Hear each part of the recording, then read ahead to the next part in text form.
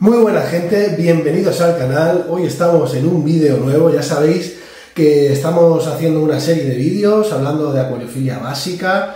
Bueno, de acuariofilia básica y no tan básica. Vamos a tratar una serie de conceptos. Hace poco hemos hecho un vídeo sobre el ciclado, hemos empezado a hablar sobre conceptos básicos de filtración y hoy vamos a dar un paso más en lo que a filtración se refiere. Como en los últimos vídeos, me he preparado un guión que llevo unos días trabajándolo porque no quiero que se me olvide nada. Quiero expresar ciertos conceptos de una manera muy concreta, entonces voy a apoyarme en un guión y en muchos momentos leeré directamente lo que he escrito. El vídeo de hoy trata sobre cómo conseguir un agua cristalina y sobre cómo configurar un filtro correctamente. Creo que es uno de los aspectos más importantes y en los que muchas veces veo cierta incomprensión, cierto lío. Bueno, voy a daros mi opinión. Si algo tenemos claro y que es poco susceptible a debate, es que, si hay algo importante es tener un agua cristalina y un agua de calidad para poder disfrutar de nuestros acuarios y para poder disfrutar del hobby. Y para ello lo más importante es tener una buena filtración, una filtración de calidad, pero sobre todo que esté bien configurada y bien mantenida en el tiempo. No hay líquidos mágicos, no hay fórmula de la Coca-Cola, muchas veces es tan sencillo como elegir bien los materiales filtrantes y colocarlos correctamente en nuestro filtro. Así que sin más dilación, vamos a darle caña.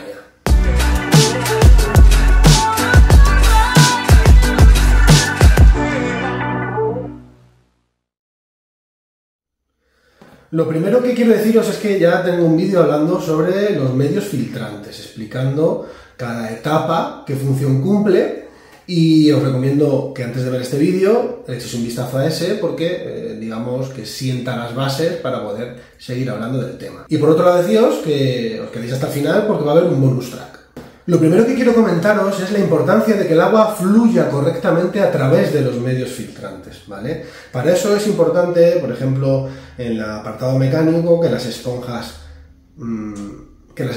encajen correctamente en el filtro, que no queden huecos libres, que no queden demasiado compactas. En el caso, por ejemplo, de los filtros externos o incluso de algunos filtros de mochila, la mejor opción en este caso es utilizar las esponjas que nos recomienda el fabricante.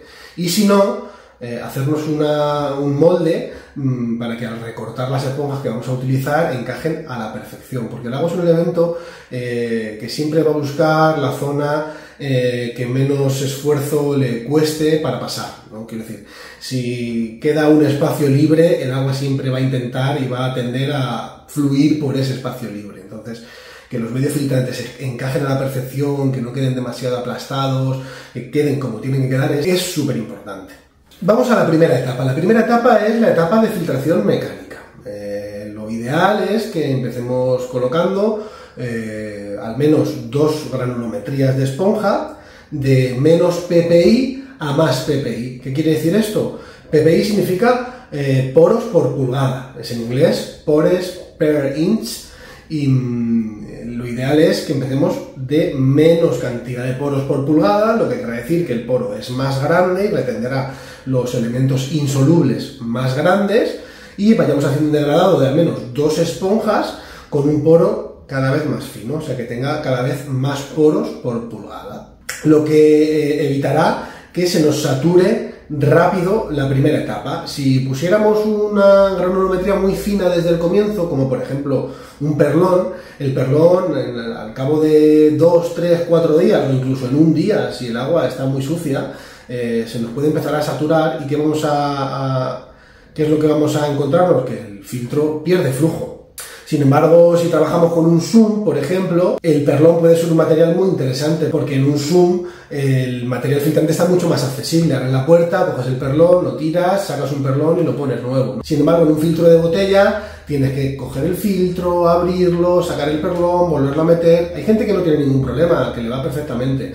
Pero en mi caso, a mí no me gusta andar abriendo los filtros, no tengo tiempo suficiente y me gusta que las limpiezas del filtro se alarguen lo máximo posible. De hecho, el perlón en acuarios marinos, como se satura tan rápido, al cabo de 2, 3, 4 días hay que retirarlo porque si no, esa materia orgánica que retiene el perlón empieza a degradarse, empiezan a subir los nitratos, los fosfatos y eso en acuariofilia marina es un problema bastante más que en agua dulce, porque los corales son muy sensibles a ciertos parámetros. En definitiva, cuanto mayor sea el gradiente y mayor cantidad de tamaños de poro podamos incluir en nuestra filtración mecánica, más eficiente va a ser y más va a tardar en saturarse, que al final es de lo que se trata. Si podemos tener 3 o 4 tamaños de poro en lugar de 2, pues mucho mejor, porque iremos filtrando por tamaño de partícula paulatinamente, de manera que no se nos saturará tan rápido. El poro más grande se quedará con un tamaño de insolutos, el siguiente tamaño con otro, el siguiente tamaño con otro, hasta llegar al tamaño más pequeñito, y nos llegará el agua más limpia a las siguientes etapas de nuestra filtración. Para mí esto es un punto clave en la configuración de un filtro. De hecho, la labor fundamental de la etapa mecánica es mantener la parte de filtración biológica lo más limpia posible, que a nuestro Matrix o a nuestro Matrix PON o al producto de filtración biológica que utilicemos le llegue el agua lo más limpia posible. ¿Qué conseguiremos con eso? Que el material filtrante biológico se mantenga limpio más tiempo.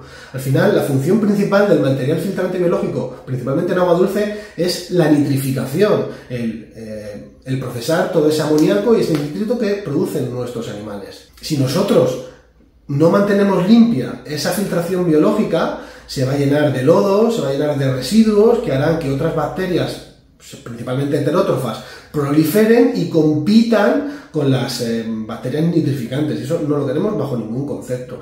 Lo más importante en un acuario es la etapa de nitrificación, porque es lo que más problemas nos puede dar.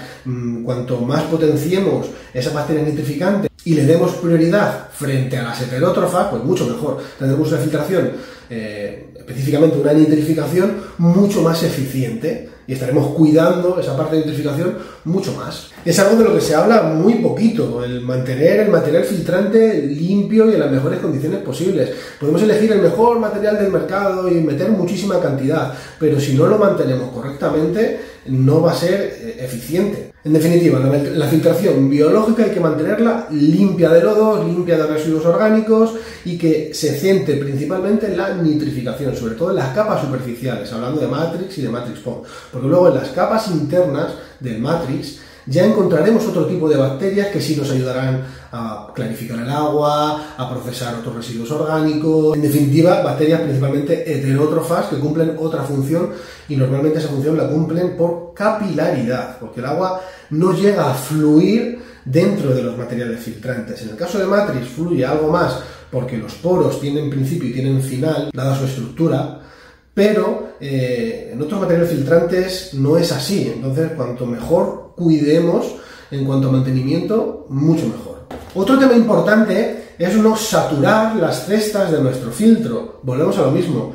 En un Zoom no hay tanto problema, pero en un filtro de botella a veces tendemos a meter más material del necesario, y eso es contraproducente porque el agua no fluye, no circula como debería. Entonces nunca llenemos hasta el tope las bandejas de nuestro filtro. Vamos a llenarlas un 50, un 60%, que os aseguro que con un material filtrante de calidad es más que suficiente para que es el proceso de nitrificación. Sin embargo, si lo que estuviéramos buscando es desnitrificación, como suele pasar sobre todo en acuariofilia marina, sí que compactaríamos al máximo el material filtrante para que llegara a un agua con un nivel bajo de oxígeno y potenciáramos esas bacterias que van a utilizar el oxígeno de la molécula de nitrato para respirar. El nitrógeno de la molécula de nitrato saldrá en forma de gas. O sea, por medio conseguiremos una desnitrificación. Pero eso en acuariofilia de agua dulce es muy poco común, y normalmente lo que buscamos es nitrificación.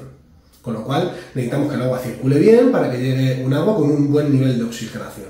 Volviendo al principio, recordad que las bacterias compiten entre ellas. Los medios filtrantes son los que son, y si potenciamos y si no potenciamos suficientemente las bacterias nitrificantes, las heterótrofas, que se reproducen mucho más rápido y con más facilidad, les van a ir comiendo terreno. Y eso es lo que no queremos. Llegamos a la última etapa, la etapa que se suele llamar de filtración química. No es una etapa fundamental, no es una etapa que todo el mundo utilice. De hecho, es muy común que en las últimas etapas lo que tenga la gente es más material biológico. Pero a mí sí me parece profundamente útil, sobre todo teniendo en cuenta que un altísimo porcentaje de los aficionados a la acuariofilia son aficionados con un nivel de conocimientos bastante justo, que tienen simplemente un acuario para los niños, como pasatiempo. Muchos de los que me veáis probablemente estéis en esa situación. Se tiende a sobrealimentar mucho. Mi experiencia en la tienda es que los clientes tienden a utilizar más comida de la cuenta. Las comidas, además, normalmente no son de la suficiente calidad, con lo cual generan más residuos de la cuenta también.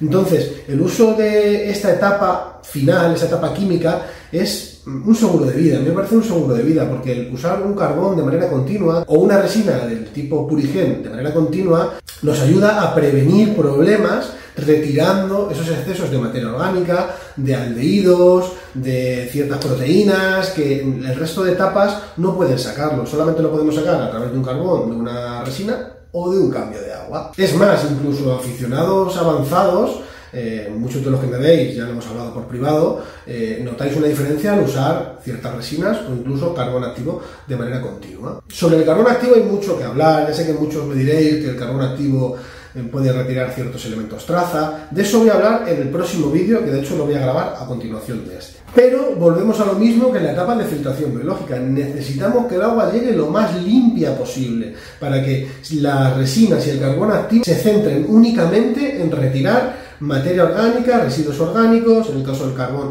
algunos metales pesados, y no se nos saturen de otros compuestos insolubles, ¿vale? Y perdiendo efectividad. En definitiva, ya os digo, la filtración química no es fundamental, pero sí me parece profundamente práctica para la gran mayoría de aficionados. Evidentemente, habrá algunos de los que me veáis que ya tengáis un nivel avanzado, que ya tengáis el punto cogido a cómo mantenéis vuestros acuarios y directamente no necesitéis esta etapa o prescindáis de ella a través de cambios de agua o de lo que vosotros prefiráis. Pero mi opinión es esa, es profundamente útil aún en aficionados avanzados. Y el bonus track que os he comentado al principio es el uso de prefiltros. Hay prefiltros como el de Heim, hay prefiltros de otras marcas, prefiltros caseros, de marcas chinas.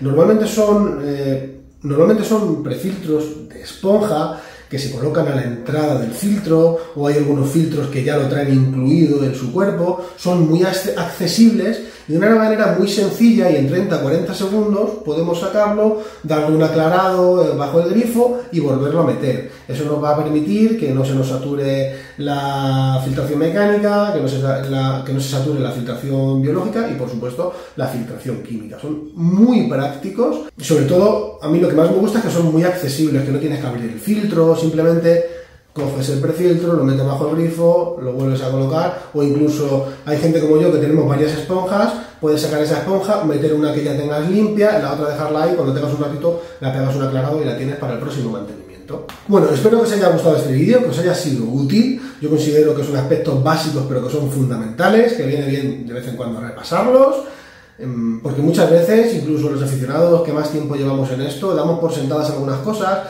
o no le prestamos la suficiente atención porque normalmente están bien. Y a veces el problema que nos está dando el acuario es tan sencillo como revisar nuestra filtración mecánica, como darle una aclarada a nuestra filtración biológica o como meter un poquito de carbón en el filtro.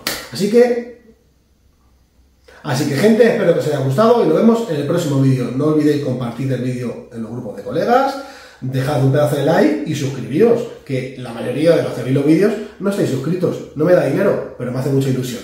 ¡Caña ahí!